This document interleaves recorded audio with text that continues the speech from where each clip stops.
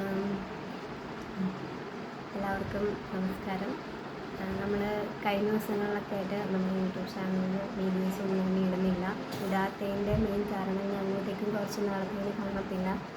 ഈ ഒരു സാഹചര്യത്തിൽ നമുക്ക് വീഡിയോ എടുക്കാൻ പറ്റുന്ന ഒരു സിറ്റുവേഷനോ മാനസികാവസ്ഥയോ ഒന്നുമല്ല. അപ്പോൾ നിങ്ങളൊക്കെ അറിഞ്ഞിട്ടുണ്ടായിരിക്കുമോ എന്നെനിക്കറിയത്തില്ല. എന്നാലും നമ്മളറിയാവുന്ന കുറച്ച് പേർക്കെങ്കിലും ഒക്കെ അറിയാം. കഴിഞ്ഞ ദിവസങ്ങളിലായിട്ട് നമ്മുടെ കുടുംബത്തുണ്ടായ കുറേ എന്താ പറയുക ദുഃഖങ്ങൾ. നമ്മളിപ്പോഴും സന്തോഷത്തോടെ മാത്രം നമ്മുടെ ചെറിയ ചെറിയ സന്തോഷങ്ങളും അങ്ങനെ കാര്യങ്ങളും മാത്രം നമ്മുടെ യൂട്യൂബ് ചാനലിലൂടെ നമ്മുടെ ഫാമിലിയിൽ നമ്മൾ അറിയിക്കുന്നതൊക്കെ. പക്ഷെ നമ്മുടെ കുടുംബത്തുണ്ടായിരുന്ന ഇത്രയും വലിയൊരു ദുരന്തം നടന്നപ്പം അത് പറയേണ്ട ഉത്തരവാദിത്വം കുറേ ആൾക്കാരുടെ ചോദ്യങ്ങളും ഒക്കെ വരുന്നുണ്ട്. പക്ഷെ നമുക്ക് എല്ലാവരുടെ അടുത്തും മറുപടി പറയാനുള്ളൊരു മാനസികാവസ്ഥയല്ലായിരുന്നു ആ സമയത്ത്. അപ്പോൾ എല്ലാവരുടെ അടുത്തും പറഞ്ഞ് എത്തിക്കുന്നതിലും ഒരു പരിധിയുണ്ട്. നമുക്ക് കോൾ വരുമ്പോഴാണെങ്കിലും മെസ്സേജസിലൂടെ ആണെങ്കിലും നമുക്ക് അവരെ അറിയിക്കുന്നതിന് കുറച്ച് പരിമിതികളുണ്ട്. അപ്പോൾ അതുകൊണ്ടാണ് ഇങ്ങനൊരു വീഡിയോ തന്നെ ഇപ്പം തന്നെ നമ്മുടെ കാര്യങ്ങളെല്ലാം അറിഞ്ഞിട്ടുണ്ട്. നമ്മൾ ഒരുപാട് പേര് സപ്പോർട്ട് ചെയ്യുന്നുണ്ട്, നമ്മുടെ വിഷമത്തിൽ പങ്കുചേരുന്നുണ്ട്. ഇനി അറിയാത്ത ഒരുപാട് ആൾക്കാരുമുണ്ട്. അപ്പോൾ അതെന്താ കാര്യമെന്ന് നിങ്ങളിലേക്ക് അറിയിക്കാൻ വേണ്ടിയിട്ട് മാത്രമാണ് ഞങ്ങൾ ഇങ്ങനെ ഒരു വീഡിയോ ഇപ്പോൾ തന്നെ ചെയ്യുന്നത്. കഴിഞ്ഞ ദിവസം കഴിഞ്ഞ മാർച്ച് 2 എൻ്റെ ഞങ്ങളുടെ ചേട്ടൻ്റെ കുഞ്ഞ് രണ്ടാമത്തെ മോള് നമ്മുടെ തമ്പുരു. നമുക്ക് 3 മാസം കഴിഞ്ഞ് 4ാമത്തെ മാസം ആകുന്നേ ഉള്ളൂ. ചെറിയൊരു ചേച്ചിക്ക് പനി ഉണ്ടായിരുന്നു. അപ്പോൾ ചെറിയൊരു പനീനെ തുടർന്ന് കുഞ്ഞിന് ഒരു ചൂടൊക്കെ കാണിച്ച് തുടങ്ങിയപ്പോഴാണ് അവർക്കൊരു കുറുകുറുപ്പ് അങ്ങനത്തെ കാര്യങ്ങളൊക്കെ വന്നപ്പോഴാണ് നമ്മൾ ഹോസ്പിറ്റലിൽ വൈകുന്നേരമാണ് അവർക്ക് ചെറിയൊരു കുറുകുറുപ്പും കാര്യങ്ങളും ഒക്കെ തുടങ്ങിയത്. ചേച്ചിക്ക് 2 ദിവസം മുന്നേ പനി ആയതുകൊണ്ട് ഇനി എങ്ങാനും പനി പിടിച്ചാലോ പനി ഉണ്ടെങ്കിലോ എന്ന് കരുതിക്കൊണ്ടാണ് അവരൊന്ന് കൊണ്ട് കാണിച്ചേക്കാന്ന് കരുതി. കാരണം ഇപ്പോൾ ശ്വാസം എടുക്കുമ്പോഴത്തേനും ചെറിയ ബുദ്ധിമുട്ട് അനുഭവപ്പെടുന്നുണ്ടായിരുന്നു. അപ്പം ഗ്യാസും കണ്ടമാനമൊക്കെ പാല് കുടിച്ച് കഴിഞ്ഞാൽ പോകുന്നില്ല. അപ്പോൾ ചേച്ചി ഇങ്ങനെ ഓർത്തും ഗ്യാസിൻ്റെ പ്രശ്നമായിരിക്കാം, ഇനി എന്നാണെന്നറിയത്തില്ല. ശ്വാസം എടുക്കുമ്പോഴുള്ളൊരു ഞെരുക്കവും മൂലം കാരണം 1-ാം തീയതി വൈകുന്നേരം രാത്രിയായി ഒരു 11:30 ആയപ്പോഴത്തേനും ഞങ്ങൾ പാലാ കാർമൽ ഹോസ്പിറ്റലുണ്ട്. നമ്മുടെ 3 മക്കളെയും കാണിക്കുന്നത്, ഞങ്ങളെല്ലാവരെയും കാണിക്കുന്നത് കാർമൽ ഹോസ്പിറ്റലാണ്. കാരണം നമ്മുടെ ഈ അടുത്തെന്ന് പറയാൻ നമുക്ക് രാത്രിയിലായാലും പകലിനായാലും പോകാൻ എളുപ്പവും ഏറ്റവും സൗകര്യവും നമുക്ക് പാലാ കാർമൽ ഹോസ്പിറ്റലാണ്. നമുക്ക് ഇവിടുന്ന് ദൂരമുള്ള ഹോസ്പിറ്റൽ എന്ന് പറഞ്ഞു കഴിഞ്ഞാൽ കുറച്ച് ദൂരേക്ക് തന്നെ പോകണം, അല്ലെങ്കിൽ കോട്ടയം ആ സൈഡിലോട്ട് തന്നെ നമ്മൾ പോകണം. നമ്മുടെ അടുത്തുള്ളത് ഇതാണ്, നമുക്ക് സൗകര്യം ഇതാണ്. അപ്പോൾ അതുകൊണ്ടാണ് നമ്മൾ അവിടുത്തെ കാഷ്വാലിറ്റിയിൽ രാത്രി 11:30 ആയപ്പോൾ മോളെ കൊണ്ട് കാണിക്കുന്നത്. അപ്പോൾ ഡോക്ടറെ കൊണ്ട് കാണിച്ചപ്പോഴത്തേനും അവിടെ ഇരുന്ന ഒരു കാഷ്വാലിറ്റിയിലെ ഡോക്ടറാണ്, ഒരു ചെറുപ്പക്കാരനുമായിരുന്നു. അപ്പോൾ കുഞ്ഞിനെ കൊണ്ട് കാണിക്കുമ്പോഴും അമ്മയും ചേച്ചിയും ചോദിക്കുന്നുണ്ട് കുഞ്ഞിനെ എങ്ങനെയുണ്ട് എന്ന് ചോദിച്ചപ്പോൾ കുഴപ്പമൊന്നുമില്ല, പനി നോർമലാണ്, സാച്ചുറേഷൻ നോർമലാണ്, എല്ലാം നോർമലാണെന്ന് തന്നെയാണ് ഡോക്ടർ പറഞ്ഞത്. എന്നിട്ട് ഇപ്പോൾ ടെമ്പറേച്ചർ നോക്കിയപ്പോഴും 98.8 ഉള്ളൂ. അപ്പോൾ ഡോക്ടർ പറഞ്ഞത് ടെമ്പറേച്ചർ ഇല്ല, അപ്പോൾ നിങ്ങൾ 6 മണിക്കൂർ കൊടുക്കേണ്ട മരുന്ന് 8 മണിക്കൂർ ആകുമ്പോഴത്തേനും കൊടുത്താൽ മതി, വേറെ ഒന്നും കൊടുക്കണ്ട. ഇനി എങ്ങാനും മൂക്കടപ്പോ എന്തെങ്കിലും അനുഭവപ്പെടുവാണെങ്കിൽ നേസൽ ഡ്രോപ്സ് മാത്രം ഒന്ന് ഒഴിച്ചാൽ മതി, വേറെ കുഴപ്പമൊന്നുമില്ല, നിങ്ങൾ ധൈര്യമായിട്ട് പൊക്കോളെന്ന് പറഞ്ഞു. അത് കഴിഞ്ഞ് ചേച്ചിയും ചേട്ടനും മരുന്ന് മേടിക്കാൻ മുകളിലെ ഫാർമസിയിലോട്ട് പോയപ്പോൾ വീണ്ടും അമ്മയുടെയും മോളിരുന്നപ്പം ശ്വാസം എടുക്കുന്ന ബുദ്ധിമുട്ട് കാരണം ഈ വയറിൻ്റെ ഭാഗത്തുനിന്ന് ഉള്ളിലേക്ക് കുഞ്ഞ് ശ്വാസം എടുക്കുന്നുണ്ട്. ആ ബുദ്ധിമുട്ട് കാരണം അമ്മ വീണ്ടും ചോദിക്കുന്നുണ്ട്, എന്നെ ഡോക്ടറെ കുഞ്ഞിങ്ങനെ ശ്വാസം എടുക്കുന്നതെന്ന് ചോദിച്ചപ്പോൾ ഡോക്ടർ ഷൈന നിങ്ങൾ ഇങ്ങനെ ഇത്രയും പേടിക്കുന്നതെന്ന് ചോദിച്ചപ്പോൾ പറഞ്ഞു, അല്ല മൂത്ത കുഞ്ഞിന് ഇതുപോലെ പനി ഒരു തവണ കൂടിയിട്ട് ഫിക്സ് പോലെ ആയിട്ടുണ്ട്, അപ്പോൾ അതുകൊണ്ട് ഞങ്ങൾക്കൊരു പേടി കാരണം ഞങ്ങൾ ചോദിക്കുന്നതാണ്. ഇല്ല, കുഞ്ഞു മക്കൾക്ക് അങ്ങനെയാണ്, പനിയോ എന്തെങ്കിലും ബുദ്ധിമുട്ടോ ഒക്കെ വന്നു കഴിഞ്ഞ് കഴിഞ്ഞാൽ അവർ ശ്വാസം എടുക്കുമ്പോൾ അങ്ങനെയായിരിക്കും എടുക്കുന്നത്. ഇനി അതുമല്ല ഈ കുഞ്ഞ് 1 വയസ്സിന് താഴെയുള്ള മക്കൾക്കാണെങ്കിൽ എന്തെങ്കിലും ബുദ്ധിമുട്ട് അനുഭവപ്പെടുകയാണെങ്കിൽ അവരുടെ 2 ചെവിയുടെ ഭാഗവും തലയുടെ ഉച്ചയൊക്കെ മുഴച്ച് വരുമെന്നാണ് ഡോക്ടർ അവരെ പറഞ്ഞ് വിശ്വസിപ്പിച്ചത്. കാരണം ഞങ്ങൾ പോയിട്ടില്ല, അമ്മയും അച്ഛനും ചേട്ടനും ചേച്ചിയും കുഞ്ഞുമാണ് തലേന്ന് രാത്രി പോയത്. അത് കഴിഞ്ഞ് രാത്രി അവർ മരുന്ന് മേടിച്ച് കുഴപ്പമില്ലെന്ന് കരുതി വന്നപ്പോഴും കുഞ്ഞിന് ആ ചെറിയ ഒരു കുറുകുറുപ്പും ആ ശ്വാസം എടുക്കാനുള്ള ബുദ്ധിമുട്ടും കാരണം അമ്മയും ചേച്ചിയും പറഞ്ഞു അത് മോളെ വെച്ചുകൊണ്ടിരിക്കുമായിരുന്നു. കാരണം എന്തെങ്കിലും ക്ഷീണമാണോ എന്താണെന്ന് അറിയത്തില്ല, കുഞ്ഞുങ്ങളുടെ കാര്യമല്ലെന്ന് കരുതി അവരെന്നാൽ രാവിലെ പീഡിയാട്രീഷ്യനെ അവിടെ കൊണ്ട് കാണിക്കാതെ കരുതിയിട്ട് അവർ രാവിലെ നേരം വെളുക്കുന്നിടം വരെ ഇരുന്നിട്ട് 6 മണി ആയപ്പോഴത്തേനും കാർമൽ ഹോസ്പിറ്റലിലേക്ക് വിളിച്ചു കഴിഞ്ഞപ്പോഴത്തേനും നമ്മൾ കാണിച്ചുകൊണ്ടിരിക്കുന്ന ഡോക്ടർ ടിജിസ് എന്ന് പറയുന്ന ഡോക്ടറാണ്. അപ്പോൾ ആ ഡോക്ടർക്ക് അവിടെ ഫോൺ ബുക്കിംഗ് ഇല്ല, നമ്മൾ നേരിട്ട് ചെന്ന് അവിടെ ചീട്ടെടുക്കുക ചെയ്യുന്നു. അപ്പോൾ എന്നാൽ രാവിലെ പോയി ചീട്ടെടുക്കാമെന്ന് പറഞ്ഞുകൊണ്ട് ഇവർ രാവിലെ 7 മണി 7:30 ആയപ്പോഴത്തേനും ഇവിടെ നിന്ന് ഇറങ്ങി കുഞ്ഞിനെയും കൊണ്ട് പോയി. പാലാ ഹോസ്പിറ്റലിൽ അടുക്കാറാകുന്നതിന് കുറച്ച് തൊട്ട് മുന്നേ മോൾക്ക് പെട്ടെന്ന് തന്നെ ക്ഷീണം, ശ്വാസം എടുക്കുന്നതിൽ ചൂട് ഇത് അനുഭവപ്പെട്ടപ്പോഴത്തേനും ചേട്ടനാണെങ്കിൽ വണ്ടി സ്പീഡിൽ ഹോസ്പിറ്റലിലേക്ക് കൊണ്ടുവന്നു നേരെ കാഷ്വാലിറ്റിയിലെ ഡോക്ടറെ കാണിക്കാൻ വേണ്ടിയിട്ട് ഓടി ചെന്ന് കൊണ്ട് കയറി. അപ്പോൾ ചേച്ചിയുടെ കയ്യിൽ നിന്ന് അവിടുത്തെ ഒരു സിസ്റ്റർ എന്ന് വെച്ചാൽ നേഴ്സാണ് മോളെ മേടിക്കുന്നത്. മോളെയും കൊണ്ട് പോകുന്ന വഴിയിൽ അവരാണെങ്കിൽ ഒരു സ്റ്റൂളേലോ എന്തെങ്കിലും തട്ടി തെറിച്ചാണ് പോകുന്നത്. അപ്പോൾ ചേച്ചി എൻ്റെ കുഞ്ഞേന്ന് പറഞ്ഞാൽ കാണുന്നത്. കാരണം എന്നിട്ട് കുഞ്ഞിനെ കൊണ്ട് കിടത്തുന്നു, അവരെ നെബിലൈസേഷൻ കൊടുക്കാനാണോ ഓക്സിജൻ മാസ്ക് ആണോ അവരെങ്ങനെ വെക്കുന്നു, കുഞ്ഞിന് ഇഞ്ചക്ഷൻ എടുക്കുന്നു, ബ്ലഡ് നമ്മുടെ എടുക്കുന്നു. കയ്യിൽ ചേച്ചിയുടെയൊക്കെ കയ്യിൽ നിന്ന് കുഞ്ഞിനെ എടുത്ത് കൊണ്ടുപോയിട്ട് അവരെ ഉള്ളിലേക്ക് കയറ്റുമൊന്നുമില്ല. കുഞ്ഞിനെ എന്ത് പറ്റിയെന്ന് ചോദിക്കുമ്പോൾ നിങ്ങൾ പുറത്ത് പോകുമെന്ന് പറഞ്ഞിട്ട് അവിടെ ഉണ്ടായിരുന്ന കർട്ടൻസ് എല്ലാം വെച്ച് കുഞ്ഞിനെ മറച്ച് എല്ലാം, എന്നിട്ടും ഇടയിൽ കൂടെ നമ്മളെ പേടി കാരണം അമ്മയും ചേച്ചിയും നോക്കുന്നുണ്ടായിരുന്നു. ഇവരുടെ വിഷമം കാരണം ഇവരെ പുറത്തിറക്കിയിട്ട് കുഞ്ഞിനെ മാത്രമായിരുന്നു അകത്ത് കയറ്റിയത്. എന്നിട്ട് അവിടുത്തെ നഴ്സുമാർ ഡോക്ടർ പീഡിയാട്രീഷ്യനെയാണ് വിളിക്കുന്നതെന്ന് തോന്നുന്നു. കാരണം ഇവർക്ക് കേൾക്കാം, പുറത്ത് നിന്നാൽ തന്നെ കേൾക്കാം, മൂക്ക് പൾസ് ഉണ്ട്, ഇത്രയും പെട്ടെന്ന് വരണം എന്ന് പറഞ്ഞുകൊണ്ട് 2 പ്രാവശ്യം തന്നെ അവർ വിളിച്ചു. അത് കഴിഞ്ഞിട്ട് കുറച്ച് നേരം, ഒരു 10 മിനിറ്റ് ആയി കാണത്തുള്ളൂ, അവിടുത്തെ ഒരു സിസ്റ്റർ, ഒരു കന്യാസ്ത്രീയാണ്, അവരിറങ്ങി വന്നിട്ട് ചേട്ടനോട് ചോദിച്ചു മൂക്ക് എന്താ പറ്റിയതെന്ന് ചോദിച്ചു. അന്നേരം പാല് വല്ലതും വിൽക്കുമോ അങ്ങനെ എങ്ങനെയാണെന്നൊക്കെ ചോദിച്ചു കഴിഞ്ഞപ്പോൾ പറഞ്ഞു, അല്ല മൂക്ക് ഇതുപോലെ ചെറിയ പനിയുടെ കുറുകുറുപ്പുണ്ടായിരുന്നു, അപ്പോൾ ശ്വാസം എടുക്കാൻ ബുദ്ധിമുട്ടുണ്ടായിരുന്നു ചോദിച്ചു. അപ്പോൾ അതെന്നെ മൂക്ക് എങ്ങനെയുണ്ടെന്ന് ചേട്ടൻ അങ്ങോട്ട് ചോദിച്ചപ്പോൾ പറഞ്ഞു, അല്ല കുഞ്ഞു പോയി, നമുക്ക് രക്ഷിക്കാൻ പറ്റിയില്ല എന്ന് പറഞ്ഞു. കാരണം അതെങ്ങനെ നമുക്ക് ഉൾക്കൊള്ളാൻ പറ്റിയെന്ന് ഇതുവരെ അറിയത്തില്ല. ഇപ്പോഴും നമ്മൾ അതിൻ്റെ ഇതിലൂടെ കടന്നു പോകുന്നത്.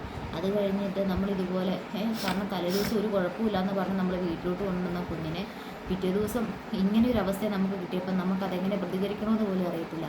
അത് കഴിഞ്ഞിട്ട് പോലീസ് കേസായി, ഇങ്ങനെ പോലീസെല്ലാം വന്നു. കാരണം അത് വേറൊന്നുമല്ല, നമ്മൾ കൊടുത്തപ്പോൾ കുഞ്ഞ് മരിച്ചാ കൊണ്ടുവന്നേ എന്ന് പറഞ്ഞപ്പോൾ ആ ഹോസ്പിറ്റലുകാരെ അവിടെ ആ സമയത്ത് ആ കന്യാസ്ത്രീ പോലും ഇല്ലെന്നുള്ളതാണ് സാരം. അവിടെ ഇല്ലാത്ത ആ സ്ത്രീയാണ് അവർ വന്നിട്ട്, കാരണം ദൈവത്തിൻ്റെ മണവാട്ടിമാർ ഒരിക്കലും കള്ളം പറയരുതെന്നല്ലേ, കാരണം എല്ലാവരും ഒരുപോലെയല്ല. പക്ഷേ അപ്പോഴത്തെ ആ സിസ്റ്റർ പറഞ്ഞതാണ് കുഞ്ഞിനെ കൊണ്ടുവന്നപ്പോൾ കുഞ്ഞിന് പൾസില്ലായിരുന്നെന്ന്. കാരണം ഏതൊരു അമ്മയായാലും സ്വന്തം കുഞ്ഞിനെ മരിച്ചിട്ട് കൊണ്ട് കൊടുത്തിട്ട് നമുക്കൊരു നേട്ടവും കിട്ടാനില്ല. കാരണം കുഞ്ഞിനെ കിട്ടുവാണെങ്കിൽ നമുക്ക് നമ്മുടെ കുഞ്ഞല്ലേ, അതിനെ എങ്ങനെയാലും ജീവിച്ചെടുക്കണമെന്നല്ലേ നമ്മുടെ ആഗ്രഹം. അതുപോലെ ചേച്ചിയുടെ കയ്യിലാണെങ്കിൽ മോൾ ഇങ്ങനെ ഇറുക്കി പിടിക്കുന്നുണ്ട്, അവളെ കണ്ണ് തുറന്ന് മോൾ നോക്കുന്നുമുണ്ട്. അപ്പം അവളെ കുട്ടിയുടുപ്പ് മാത്രമേ ഇടിച്ചിട്ടുള്ളൂ, 4 മാസം തുടങ്ങിയതേ ഉള്ളൂ അവൾക്ക്. അപ്പോൾ അവളെ കുട്ടിയുടുപ്പ് ഇടിക്കുന്നുണ്ട്, അവൾ ശ്വാസം വലിക്കുന്നതായാലും നമുക്ക് കറക്റ്റായിട്ട് കാണാം. ഫ്രണ്ടിലോട്ടാണ് ആ കുട്ടിയുടുപ്പിൻ്റെ ആയാലും അവൾ ലോക്ക് ചെയ്ത് കെട്ടി വെക്കുന്നത്. അപ്പോൾ അതിനൂടെ നമുക്ക് ശ്വാസം വലിക്കുന്നവരെ ശരിക്കും കാണാം. അങ്ങനെയാണ് അവൾ മോളെ എടുത്ത് അവളുടെ കയ്യിൽ നമ്മൾ ഇങ്ങനെ എടുത്തിട്ടാണ് കുഞ്ഞിനെ കൊടുക്കുന്നത്. അപ്പോൾ അങ്ങനെയുള്ളൊരു കുഞ്ഞിനെ നമ്മൾ കൊണ്ടുവന്നപ്പോഴേ പൾസില്ലായിരുന്നെന്ന് പറഞ്ഞു കഴിഞ്ഞാൽ അത് അവരുടെ വീഴ്ചയിൽ, അതായത് അവരുടെ തെറ്റ് മറയ്ക്കാൻ വേണ്ടി നമ്മുടെ മേലിൽ അടിച്ചേൽപ്പിക്കുകയല്ലേ അത് ചെയ്യുന്നത്. അപ്പോൾ അതുകൊണ്ട് ഞങ്ങളുടെ എല്ലാ മക്കളെയും ഞങ്ങൾ അവിടെ തന്നെയായിരുന്നു കാണിച്ചുകൊണ്ടിരുന്നത് ഈ ഒരു അനുഭവം കൊണ്ട്. കാരണം അവരെ ആശുപത്രിയിലെ ഒന്നെങ്കിൽ ആ ഡോക്ടർ, ഒന്നെങ്കിൽ എന്നല്ല ആ ഡോക്ടർ മാത്രമാണ്, ഡോക്ടർ സാം എന്ന് പറഞ്ഞൊരു പുള്ളി ആയിരുന്നു നോക്കിക്കൊണ്ടിരുന്നത്. ആ ഡോക്ടർ നോർമൽ ഒരു MBBS ഇത്രയും വർഷം പഠിക്കുന്ന ഒരാൾക്ക് ഒരു പനി ഉണ്ടെങ്കിൽ കുഞ്ഞിനെ ആ പനി മനസ്സിലാക്കാനും ഒരു കുഞ്ഞിൻ്റെ എന്തെങ്കിലും ഒരു അസ്വസ്ഥത ഉണ്ടെങ്കിൽ അത് മനസ്സിലാക്കാൻ പറ്റത്തില്ലെങ്കിൽ പിന്നെ അവനൊക്കെ എന്തിനാണ് ഡോക്ടറാന്ന് പറഞ്ഞുകൊണ്ടിരിക്കുന്നത്. ഇതുപോലെ കുറേ കാശും കൊടുത്ത് അല്ലെങ്കിൽ MBBS 5 വർഷത്തെ അല്ലെങ്കിൽ ഒക്കെ പഠിച്ചിട്ട് വെറുതെ ഹോസ്പിറ്റലിൽ കയറിയിരുന്ന് ഇങ്ങനെയുള്ള കുഞ്ഞുങ്ങളെ എന്തിനാണ് പഠിക്കാൻ അറിയില്ലെങ്കിൽ വേറൊരു ഹോസ്പിറ്റലിലേക്ക് റെഫർ ചെയ്താൽ മതിയായിരുന്നു. എനിക്ക് നോക്കിയിട്ട് മനസ്സിലായില്ല, നിങ്ങൾ മറ്റൊരു ഹോസ്പിറ്റലിൽ കൊണ്ട് കാണിക്കുക, അല്ലെങ്കിൽ മോളെ അന്ന് രാത്രി അവിടെ അഡ്മിറ്റ് ചെയ്യുമോ, അല്ലെങ്കിൽ മോളുടെ എന്തെങ്കിലും ഒരു ബ്ലഡ് ടെസ്റ്റോ അല്ലെങ്കിൽ ഒരു എക്സ്റേയോ എന്തെങ്കിലും ഒന്ന് എടുത്തിട്ട്, അല്ലെ ഇവർ ഇത്രയും സംശയം നമ്മൾ അങ്ങോട്ട് പ്രകടിക്കുമ്പോൾ ആ ഡോക്ടർ നമ്മളെ പറഞ്ഞ് ഇങ്ങോട്ട് വിശ്വസിക്കുകയാണ് മൂക്കൊരു മറ്റൊരു ഹോസ്പിറ്റലിലേക്ക്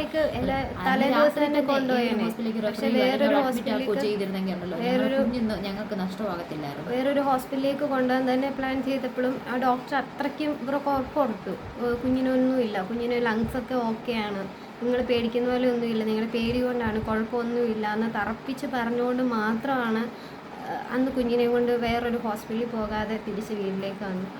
ആ ഒരു ഡോക്ടർ അത്രയും ഉറപ്പോടുകൂടി പറഞ്ഞിട്ടില്ലായിരുന്നെങ്കിൽ വേറെ ഏതൊരു ഹോസ്പിറ്റലിൽ കൊണ്ടായിരുന്നാലും കുഞ്ഞിനിപ്പോൾ കുറച്ച് ദിവസം കഴിഞ്ഞിട്ടാണെങ്കിലും ഓക്കെ ആയി, അവൾ ക്ഷീണമെല്ലാം മാറി ഇപ്പം ഞങ്ങളുടെ കൂടെ ഉണ്ടായിരുന്നത്. ആ ഒരു ഡോക്ടറിൻ്റെ ഒറ്റ ഒരു അശ്രദ്ധ കുറവ് മാത്രം മൂലമാണ് ഞങ്ങൾക്ക് ഇന്ന് ഈ ഒരു അവസ്ഥ വന്നു. കാരണം ഇതുപോലെ എത്രയോ കുഞ്ഞുങ്ങളെ ഹോസ്പിറ്റലിൽ കൊണ്ടുവന്നിടും, കുഞ്ഞുങ്ങളെയായാലും കാരണവന്മാരെയായാലും. കാരണം അത്യാവശ്യ ഘട്ടത്തിലാണല്ലോ നമ്മൾ കാഷ്വാലിറ്റി ഡോക്ടറെ കാണിക്കുന്നത്.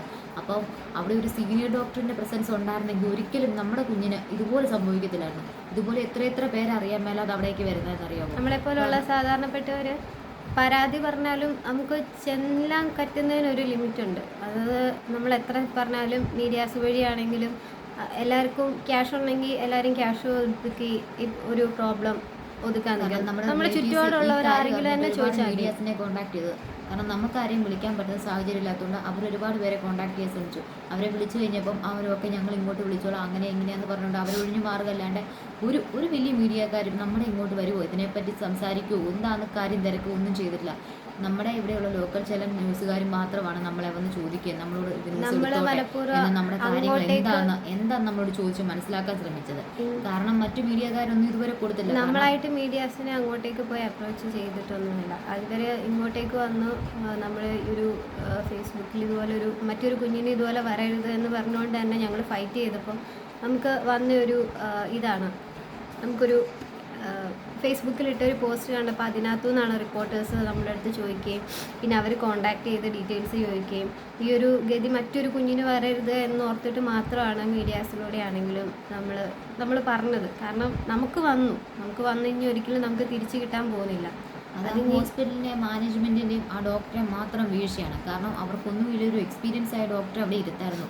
രാത്രിയെന്നല്ല പകലെന്നല്ല ഒരുപാട് പേര് വന്നു പോകുന്ന ആശുപത്രിയിൽ. അപ്പോൾ അതുപോലെ ഒരു ഡോക്ടറെ ഇരുത്തുമ്പം അവരെന്തിൻ്റെ അടിസ്ഥാനത്തിലാണ് അങ്ങനെ ഒരാളെ ഇരുത്തുന്നത്? കാരണം ഒരു കുഞ്ഞിൻ്റെ ഒരു ചെറിയൊരു മൂളക്കം പോലും, അതായത് കുഞ്ഞിൻ്റെ ഒരു ശ്വാസഫലത്തിൻ്റെ അതുപോലും മനസ്സിലാക്കാൻ കഴിവില്ലാത്തൊരു ഡോക്ടർ ഇത്രയും കാലം ഈ 5 വർഷം കൊണ്ട് അയാൾ എന്താണ് പഠിച്ചതെന്ന് ഞങ്ങൾക്ക് മനസ്സിലാകാത്തത്. ഈ 5 കൊല്ലം കൊണ്ട് അയാൾക്ക് അതുപോലും നോക്കാൻ അറിയത്തില്ല. അങ്ങനെ അദ്ദേഹം ഇനി എത്ര കുഞ്ഞുങ്ങളുടെ ജീവൻ എടുക്കുക? ഞങ്ങൾക്ക് കുഞ്ഞിന് ഇങ്ങനെ സംഭവിച്ചു. അപ്പൊ നാളെ ഒരു കാലത്ത് കാശ് കൊടുത്തും പഠിക്കാൻ പറ്റും, അല്ലാതെയും പഠിക്കാൻ പറ്റും. ട്രെയിനീസ് ആയിട്ട് കയറി നിന്ന് അറിയത്തില്ലെങ്കിൽ അറിയത്തില്ലെന്ന് തന്നെ പറയും. അത് പറഞ്ഞാൽ മതി. നിങ്ങൾ വേറെ ഏതെങ്കിലും ഹോസ്പിറ്റലിലേക്ക് ഒന്ന് കൊണ്ടു നോക്കൂ. കാരണം ഞാൻ പീഡിയാട്രീഷ്യൻ അല്ല, ഞാൻ അതല്ല പഠിച്ചത്. കാരണം ഞാനിപ്പോൾ ട്രെയിനായിട്ട് കയറിയിട്ടുള്ളൂ. നിങ്ങൾ അങ്ങനെയെങ്കിലും കൊണ്ടുപോകും, അല്ലെങ്കിൽ മോക്ക് ഏതെങ്കിലും ടെസ്റ്റ് ചെയ്യണമെങ്കിൽ അത് നിങ്ങൾ വേറെ അങ്ങനെ പറഞ്ഞെന്ന് പറഞ്ഞാലും നമുക്കൊരു സംശയം ഇങ്ങോട്ട് പ്രകടിപ്പിച്ചായിരുന്നെങ്കിൽ നമ്മൾ എവിടെയെങ്കിലും കൊണ്ട് കാണിച്ചേരും. ഇത് അത്രയ്ക്കുറപ്പായിരുന്നു ആ ഡോക്ടർക്ക് നമ്മുടെ കുഞ്ഞിന് ഒരു കുഴപ്പമില്ലെന്ന്. അത്രയ്ക്കുറപ്പായിട്ട് നമ്മളെ വിട്ടതിൻ്റെ പേരിലാണ് നമ്മുടെ കുഞ്ഞിന് ഇങ്ങനെ സംഭവിച്ചത്. അതിനുവേണ്ടി ഞങ്ങളുടെ കുഞ്ഞിന് നീതി കിട്ടണമെന്ന് മാത്രമേ ഉള്ളൂ ഞങ്ങൾക്ക്. അതിനുവേണ്ടി ഞങ്ങൾ ഏതറ്റം വരെ പോകാനും തയ്യാറാണ്. കാരണം എന്ന് പറഞ്ഞു കഴിഞ്ഞാൽ ഞങ്ങൾക്കെന്ന് പറയാൻ നമുക്ക് അത്രയും സ്വത്തോ സമ്പാദ്യമൊന്നുമില്ല. ഞങ്ങളുടെ മക്കൾ മാത്രമേ ഉള്ളൂ നമുക്ക്. കാരണം അതുങ്ങളെ ജീവനോടെ കാണണമെന്ന് മാത്രമേ നമുക്ക് ആഗ്രഹമുള്ളൂ, അങ്ങോളം ഇങ്ങോളം. കാരണം കാരണവന്മാർ ജീവിച്ചിരിക്കുമ്പോൾ മക്കൾ പോകാമെന്ന് പറയുന്നത് ഏതൊരു അച്ഛനും അമ്മയ്ക്കും അത് സഹിക്കാൻ പറ്റാത്ത വേദനയാണ്. അപ്പോൾ ഇനി ഒരു അച്ഛനും അമ്മയ്ക്കും ഈ ലോകത്ത് ഇങ്ങനെ ഒരു ഗതി വരട്ടെ. കാരണം ഇന്നത്തെ സെൻസേഷൻ ന്യൂസ് ഇതായിരിക്കും, നാളെ ഇതും പറഞ്ഞു, നാളെ മറ്റൊരു കുഞ്ഞിനായിരിക്കും. അപ്പോൾ ഓരോ ദിവസവും ഓരോരോ ന്യൂസായിരിക്കും ഉണ്ടായിക്കൊണ്ടിരിക്കുന്നത്. അപ്പോൾ കാലക്രമേണ ഇതെല്ലാവരും മറക്കും. പക്ഷെ അങ്ങനെ വന്നെന്ന് പറഞ്ഞാൽ ഇനി ഒരു കുഞ്ഞിന് ഈ ഗതി വരാൻ ഞങ്ങൾ സമ്മതിക്കത്തില്ല. ഞങ്ങളുടെ കുഞ്ഞോടുകൂടി ഇതങ്ങ് തീരണം. കാരണം ഇനി അതുപോലത്തെ ആ ഡോക്ടറെ ഇനി ഡോക്ടറായിട്ട് ഇരിക്കാൻ അങ്ങനെ കഴിവില്ലാത്തതുകൊണ്ട് മാത്രം സംഭവിച്ചാൽ അതിന് തക്കതായ ശിക്ഷ മാത്രമാണ്. ഇതുപോലുള്ള പ്രൈവറ്റ് ഹോസ്പിറ്റലിൽ ഓരോ ഇതുപോലത്തെ ഇഷ്യൂസ് വരുമ്പോൾ ഞങ്ങൾ പറഞ്ഞിട്ടുണ്ട് അതെന്തെങ്കിലുമൊക്കെ പ്രശ്നമായിരിക്കും. പക്ഷെ നമ്മുടെ സ്വന്തം കുടുംബത്ത് നമ്മുടെ വീട്ടിൽ വരുമ്പോൾ നമ്മുടെ കൂടപ്പറപ്പിന് ഉണ്ടാകുമ്പോൾ മാത്രമാണ് നമ്മൾ ആ വേദന മനസ്സിലാക്കുന്നത്. മറ്റുള്ളവർക്ക് വരുമ്പോഴത്തേനും നമ്മളത് കണ്ടു കേട്ടു, നമ്മൾ ചിരിച്ചു, അത് അങ്ങനെ നടന്നു, അവിടെ അതങ്ങനെ വിട്ടു. പക്ഷെ നമ്മുടെ സ്വന്തം കുടുംബത്ത് വരുമ്പോൾ ഉണ്ടല്ലോ ആ വേദന മനസ്സിലാകത്തുള്ളൂ. ഇനിയെങ്കിലും ഇതുപോലത്തെ ആർക്കും ഇതുപോലത്തെ ഒരു വേദന ഉണ്ടാകാതിരിക്കട്ടെ. നമുക്ക് സഹിക്കാൻ പറ്റില്ല എത്രയൊക്കെയാന്ന് പറഞ്ഞാലും. അത് കാരണവന്മാരായാലും കുഞ്ഞു മക്കൾക്കായാലും സംഭവിച്ചു കഴിഞ്ഞാൽ നമുക്കത് സഹിക്കാൻ പറ്റില്ല. കാരണം അത് അബദ്ധവശാൽ വന്ന് പോകുന്നതാണെങ്കിൽ നമുക്കത് എങ്ങനെയും തമ്പുരാനെ നമ്മുടെ വിധിയാന്ന് പറയാം. ഇത് വിധിയല്ല, ഇത് നമുക്ക് വിധിച്ചതാണ്. ഒരാളുടെ പാകപ്പിഴവ് കൊണ്ട് മാത്രം സംഭവിച്ചതാണിത്. അല്ലായിരുന്നെങ്കിൽ ഒരിക്കലും കുഞ്ഞിന് നല്ല ട്രീറ്റ്മെന്റ് കിട്ടാതെ തന്നെ ഇതായതാണ്. ഒരു കുഴപ്പമില്ലെന്ന് പറഞ്ഞു നമ്മളെ വിശ്വസിപ്പിച്ച് വീട്ടിൽ മടക്കി പിറ്റേ ദിവസം ചെന്ന് കഴിഞ്ഞപ്പോൾ മരിച്ച കുഞ്ഞിനെ ആണ് കൊണ്ടുവന്നതെന്ന് പറഞ്ഞു ആ ഹോസ്പിറ്റലാണ് നമ്മളെ പഠിച്ചാറാ നോക്കുന്നത്. അവരാരെ രക്ഷിക്കാനാണ് നോക്കുന്നത്? കാരണം അവരുടെ കയ്യിൽ നിന്ന് പറ്റിയൊരു തെറ്റല്ലേ. നമ്മൾ ഇന്നിപ്പോൾ കൊണ്ടുവന്ന കുഞ്ഞിനെ മരിച്ചിട്ടാണ് കൊണ്ടുവന്ന് പറഞ്ഞാൽ അയാൾ തലേന്ന് കാണിച്ച തെറ്റിൻ്റെ ഫലമല്ലേ അത്? അല്ലായിരുന്നെങ്കിൽ ആ കുഞ്ഞിനെ കുഞ്ഞ് ജീവൻ 4 മാസം പ്രായമായ കുഞ്ഞ് ആരോട് എന്ത് തെറ്റ് ചെയ്തതിൻ്റെ പേരിലാണ് ഈ ക്രൂരത അനുഭവിക്കേണ്ടി വന്നത്? അതുകൊണ്ട് ദയവ് ചെയ്ത് ഈ വീഡിയോ കാണുന്ന എല്ലാവരും മാക്സിമം ആളിലേക്ക് ഷെയർ ചെയ്ത് ഞങ്ങളുടെ കുഞ്ഞിന് നീതി കിട്ടാൻ വേണ്ടി ഞങ്ങൾക്ക് വേണ്ടി പ്രാർത്ഥിക്കണം. ഞങ്ങളുടെ കുഞ്ഞിന് വേണ്ടി പ്രമോഷൻ വീഡിയോ അങ്ങനെ നമുക്ക് ലൈക്കോ ഷെയറോ അങ്ങനെ കിട്ടാൻ വേണ്ടിയിട്ടൊന്നുമല്ല. നമുക്ക് അങ്ങനെ ഒന്നും വേണ്ട. നമ്മുടെ ഇതിൽ കുഞ്ഞിന്റെ പേരും പറഞ്ഞോണ്ട് നമുക്കൊന്നും വേണ്ട. പക്ഷേ ഈ ഒരു നീതി കിട്ടാൻ വേണ്ടി നമ്മുടെ ഓരോരുത്തരുടെ വീട്ടിൽ കുഞ്ഞുങ്ങളുണ്ട്, കുഞ്ഞുമക്കൾ നമുക്ക് എല്ലാവർക്കും ഉള്ളയാണ്. ആർക്കും ഈ ഒരു ഗതി വരരുത്. അങ്ങനെയുള്ള പ്രൈവറ്റ് ഹോസ്പിറ്റല് മനുഷ്യന്റെ കാശറുത്ത് വാങ്ങി നമ്മളെ തന്നെ കൊന്നിരിക്കുന്ന ഹോസ്പിറ്റൽ മിനിമം ഒരു 10,000 രൂപയില്ലാതെ ഒരു പ്രൈവറ്റ് ഹോസ്പിറ്റലിൽ സാധാരണ ഒരു ആർക്കും കയറാൻ പറ്റത്തില്ല. അപ്പോൾ സാധാരണപ്പെട്ടവൻ്റെ കാര്യം പറഞ്ഞു നോക്ക്.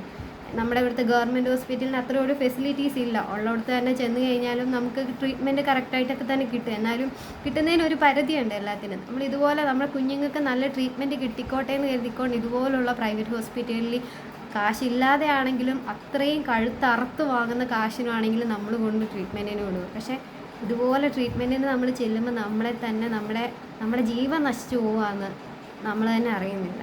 ഇനി ഇതുപോലത്തെ ഒരു ഗതി ഒരു കുഞ്ഞിനും ഉണ്ടാകരുത്. അതിനുവേണ്ടി മാത്രമാണ് ഇപ്പം ഞങ്ങൾ ഇങ്ങനത്തെ ഒരു വീഡിയോ ചെയ്തത്. അല്ലാതെ നമുക്ക് പ്രൊമോഷൻസിനോ നമ്മുടെ സബ്സ്ക്രൈബേഴ്സിനോ അല്ലെങ്കിൽ ലൈക്ക് കൂടാൻ അങ്ങനത്തെ ഒന്നുമല്ല. നമ്മുടെ ഗതി ഇനി നമ്മൾ ഈ ഒരു വീഡിയോ 4 പേരിലേക്ക് എത്തിച്ച്, കാരണം നാളെ ഒരു കുഞ്ഞിന് ഈ ഗതി വരാതിരിക്കാൻ അതിന് വേണ്ടിയിട്ട് മാത്രം ഞങ്ങളുടെ കുഞ്ഞിന് നീതി കിട്ടണം. ഡോക്ടർ ഇനി ഒരു കുഞ്ഞിനെ ട്രീറ്റ്മെൻറ്റ് ചെയ്യുമ്പോഴും കുഞ്ഞിന് കുഴപ്പമില്ല എന്ന് നിങ്ങളുടെ അടുത്ത് തറപ്പിച്ച് പറയുമ്പോൾ ആ കുഞ്ഞിന് എന്തെങ്കിലും കുഴപ്പമുണ്ട് അന്ന് തന്നെ നിങ്ങൾ ഉറപ്പിച്ച് വിശ്വസിച്ച് മറ്റൊരു ഹോസ്പിറ്റലിൽ കാണിച്ചോണ്ട്.